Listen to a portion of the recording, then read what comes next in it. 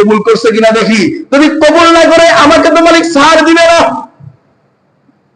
দেখার জন্য পরের দিন আবার চলে গেছে জঙ্গলে পাখি শিকারের উদ্দেশ্যে। পাখি শিকার করে ওই রাখালের বাসায় আজকেও মেহমান হয়েছে। মেহমান হয়ে আজকেও 15 দিনের নেই, আজকেও খাবার চাইছে যে আমাকে কিছু দাও, ক্ষুধা লাগছে। তখন ওই রাখাল আবারও ওই গাভীকে নিয়ে আসছে। ওই সেম গাভীটা এনে আবার তার সামনে দুধ দহন করা শুরু করছে। যেই দুধ দহন করা শুরু করছে, ওই প্রথম দিনের ন্যায় 30টা গাভী পরিমাণ আজকে ওই গাভীতে দুধ দিছে। সুবহানাল্লাহ। ওই গাভীতে আজকে 15 দিনের নেই, প্রথম দিনের ন্যায় 30টা গাভীর দুধ দিছে। যখন দুধ দিছে তখন বাচ্চা ডাকতে বলে, রাখাল, এই রাখাল, গতকালকে তুমি এই গাভী থেকে দুধ দোয়াইলা, একটা গাভীর দুধ হইল না, কিন্তু আজকে তুমি দুধ দোয়াইলা আবার প্রথম দিনের ন্যায় 30টা গাভীর দুধ হইল। কারণ কি? আব্দুল্লাহ ইবনে আব্বাস রাদিয়াল্লাহু তাআলা আনহু বলতেছে, ওই রাখাল জবাব দেয়, মেহমান দোস্ত, আজকে মনে হয় আমার বাচ্চা, আমার রাষ্ট্রের বাচ্চা, আমার এলাকার বাচ্চা, আমার এলাকার শাসক ইনসাফ শুরু করছে। সুবহানাল্লাহ। কি শুরু করছে? ইনসাফ শুরু করছে, ইহসান করতেছে। এই জন্য আল্লাহ আবার ভরপুর বরকত দান করেছে। সুবহানাল্লাহ। বাচ্চা ডাকতে বলো, রাখাল, তুমি এটা কিভাবে বুঝো? রাখাল ডাকতে বলো, দোস্ত, কোন এলাকায় যদি কোন জালেম জুলুম শুরু করে, কোন এলাকায়, কোন মহল্লায়, কোন রাষ্ট্রে, কোন দেশে, কোন গোত্রের ভিতরে যদি কোন জালেম জুলুম শুরু করে, ওই এলাকার পক্ষ থেকে, ওই এলাকার উপর থেকে আল্লাহ তাআলার সমস্ত রহমত বর্ষণ বন্ধ করে দেয়। নাউজুবিল্লাহ। ওই এলাকায় আল্লাহ তাআলার রহমত উঠায় নেয়, ওই এলাকার প্রতি আল্লাহ তাআলা গজব নাযিল করে। আমার মন সাক্ষ্য দেয়, প্রথম দিন আমার বাদশা ইনসাফের উপরে ছিল, কারোর উপরে জুলুম করতেন না, কারো হক মেরে খাইতেন না। এই জন্য পরিপূর্ণ বরকত আর রহমত আমি গাভী থেকে পাইতাম। কিন্তু পরের দিন যখন আমি দুধ পাই নাই, আমার মন সাক্ষী দেয়, আজকে আমার রাষ্ট্রের প্রধান, আমার দেশ প্রধান, আজকে আমার বিচারক হয়তো কি করছে, কোন মানুষের প্রতি জুলুম শুরু করছে। এই জন্য আল্লাহ রহমত বন্ধ করে দিছে। আবার আজকে যখন দুধ পাইলাম, আমার মন সাক্ষ্য দেয়, বাচ্চা ফিরে আসছে, বাচ্চা ইনসাফ করছে, আর কি করে না, জুলুম করে না, তওবা করছে। এই জন্য মালিকের পক্ষ থেকে আবারও পরিপূর্ণ রহমত আর বরকত নাজিল শুরু করেছে। সুবহানাল্লাহ। আব্দুল্লাহ ইবনে আব্বাস বলে, ওই শাসক দৌড়ায় যা রাখালকে বুকের সাথে চাপড়ে ধরে বলতেছে, ভাইয়া রে, রাখাল, তুই রাখাল হয়ে মালিককে চিনলি, তুই রাখাল হয়ে মালিককে খুঁজে পাইলি, আমি বাচ্চা হয়ে পাইলাম না। তবে শোন, আমি তোর এলাকার বাচ্চা, আমি তোর রাজ্যের শাসক, কিন্তু আমি জুলুম করি নাই। বিশ্বাস কর, তোর প্রথম দিনের গাভীটা দেখে আমার ভিতরে একটু লোভ আসছিল যে এই গাভীটা যদি আমার হইতো কতই না ভালো হইতো।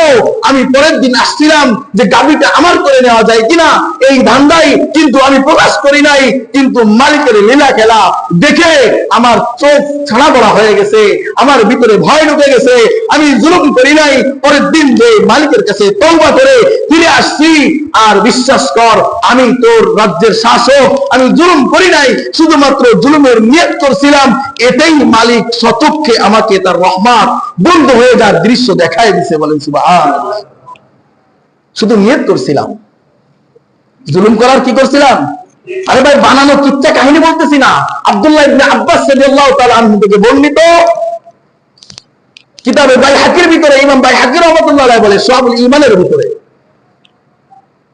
আব্দুল্লাহ ইবনে আব্বাস বলে, যদি কোন এলাকার ভিতরে কোন জালেমের জুলুম বিস্তার লাভ করে, কোন জালেমের জুলুম প্রচার প্রসার হতে থাকে, আর ওই এলাকায় যদি কোনো ব্যক্তি, কোন মানুষ, কোন গোত্র, কোন গোষ্ঠী, কোন জনপদ যদি ওর বিরোধিতা না করে, আল্লাহ তাআলা ওই জালেমের ভিতরে জুলুমের শক্তি আরো বৃদ্ধি করে দিয়ে ওই জালেমকে তো পাকড়াও করেই, ওই এলাকার পর থেকে সমস্ত রহমত আর বরকত, সাকিনা সব কিছুকে বন্ধ করে দেয়। বলে নাউজুবিল্লাহ।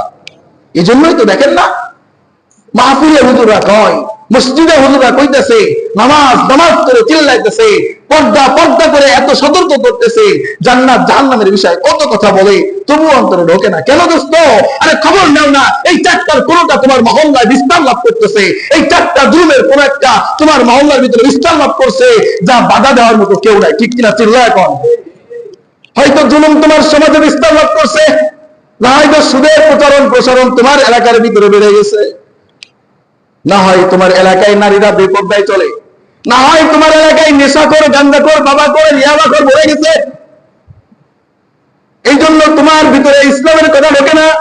কোরআন খুলে তোমাকে দেখাইলেও তোমার বুঝে আসে না, রাসূলের উদ্ধৃতি দিয়ে হাদিস শোনাইলেও তোমার হাসি, রহস্য, ঠাট্টার বিষয় মনে হয়।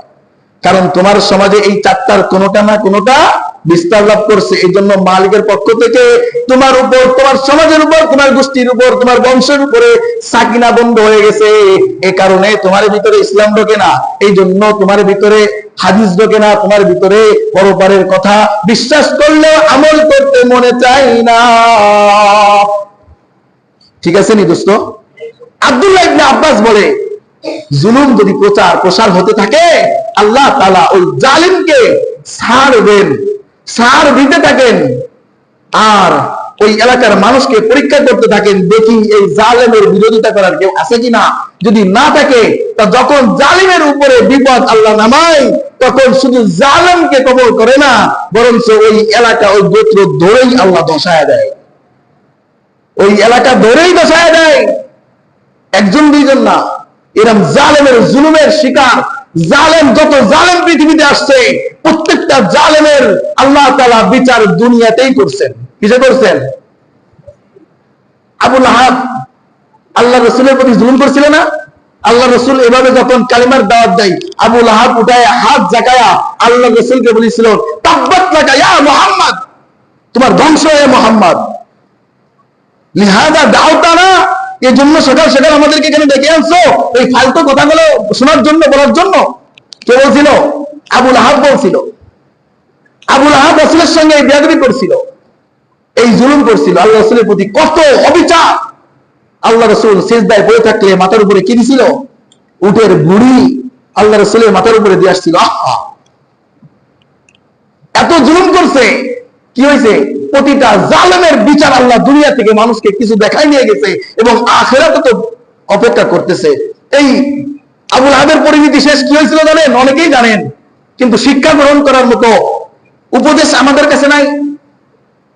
বদরের যুদ্ধের পরে শোচনীয় পরাজয় যখন কাফেরদের হয়, বদরের ময়দানের পরে 1 সপ্তাহ পরে, 7 দিন পরে আবু লাহাবের গলার ভিতরে কিছু ফুসুরি উঠছিল। কি উঠছিল?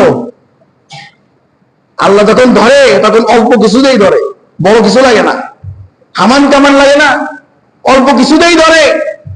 মানুষের জন্য এটা সতর্কবাণী দোস্ত।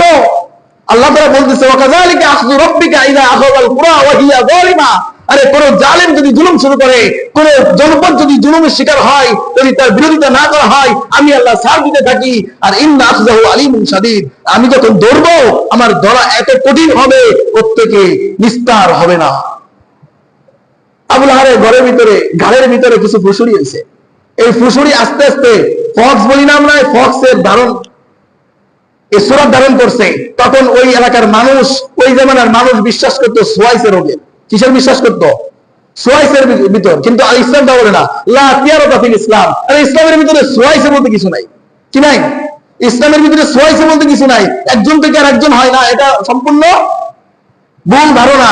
আল্লাহ যাকে দেয় তারই হয়। তা আবু লাহাবের ঘাড়ের ভিতরে যখন ফুসুরি হয়েছে, ফুসুরি থেকে ফক্সে পরিণত হয়েছে। আস্তে আস্তে তার গোটা শরীরের ভিতরে ভরে গেছে। তার সন্তান ছিল, একাধিক সন্তান, তার পরিবার বর্গ ছিল, মাল ছিল, ধন সম্পদ ছিল, ক্ষমতা ছিল, সব তার থেকে দূরে চলে যাচ্ছে। বলছে না, একে টাচ করলে আমাদের শরীরও হইতে পারে। কি হইতে পারে? আমাদের শরীরও হইতে পারে। কিন্তু এটা তো বড় বিষয় না। বড় বিষয় হচ্ছে আল্লাহ জালেমের বিচার দুনিয়াতে করে মানুষকে সতর্ক করতেছে, কেউ জালেম হও না, জুলুম করো না। জুলুমের জালেমকারী বিচার আমি আল্লাহ দুনিয়াতে দেখাইনি, নমুনা স্বরূপ কাল কিয়ামতের ময়দানে কবরে ঢোকার সঙ্গে সঙ্গে আসলটাই তাকে দেখায়। এই আবু লাহাবের যখন সন্তান চলে গেল, স্ত্রী চলে গেল, আবু লাহাবের স্ত্রী মক্কা নগরীতে সব থেকে ভালো সুন্দরী নারী ছিল। উম্মে জামিল নাম ছিল। জামিল মানে কি? সুন্দরী। উম্মু মানে কি? মা, সুন্দরীর মা। অর্থাৎ উম্মে জামিল বলা হয়তো মক্কা নগরীতে সব থেকে সুন্দরী বিবি ছিল আবু লাহাবের। এই আবু লাহাবের স্ত্রীও চলে গেছে, সন্তানও চলে গেছে, সবাই তাকে ছেড়ে চলে গেছে। তার গায়ে এই ফক্স হয়েছে, এটা তো সোয়াইছে রোগ। আমরা ধরলেও আমাদের কি হইতে পারে? আমাদের হইতে পারে, ফক্স হইতে পারে। এই জন্য চলে গেছে। কিছুদিন পরে না খেয়ে ওই মক্কা নগরীতে ময়দানের ভিতরে মরে গেছে। মরে যাওয়ার একদিন, 2 দিন, 3 দিন কেউ ধারে আসে না, ধরে না। যখন পচে গন্ধ বাড়ানো শুরু করলো, তখন এলাকার মানুষ বিরক্ত হয়ে গেল। এত দুর্গন্ধ যুক্ত লাশ এখানে পড়ে আছে, পোকা হয়ে গেছে গায়ে, এটা তো সহ্য করার মতো নয়। একজন লোককে ভাড়া করে আবু লাহাবের সন্তানেরা দূর থেকে দেখায় দেখায় নিয়ে এক উঁচু টিলার ভিতরে নিয়ে যে লাঠি দিয়ে কাঠি দিয়ে এভাবে খুঁচায়া খুঁচায়া এক গর্তের ভিতরে ফেলে পাথর দিয়ে চাপা দিয়ে আসতে বলেন নাউজুবিল্লাহ। এর এই দৃষ্টান্ত বুঝাইতে অনেক দূরে যাইতে হবে না। আমাদের 2-3 বছর আগে করোনা হয়ে গেছে না? কোটি টাকার সম্পদ হয়ে গেছে বাবা। ঢাকা শহরে বিল্ডিং আর কিসের অভাব নেই, বাড়ি গাড়ির অভাব নেই, টাকা পয়সা ক্ষমতার অভাব নাই, কিন্তু বাবা করোনায় মারা গেছে, সন্তানরাও কাছে আসে নাই।